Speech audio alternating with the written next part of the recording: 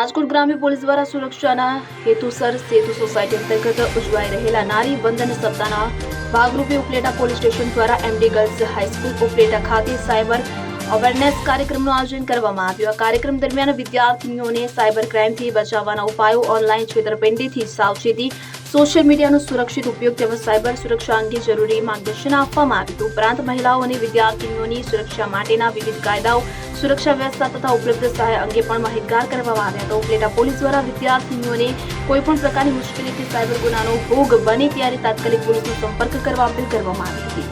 સરફરાઝ કોડી, ઉપલેટા. હવે જુઓ દેશ દુનિયાની તમામ ખબરો તમારી આંગળીના ટેરવે.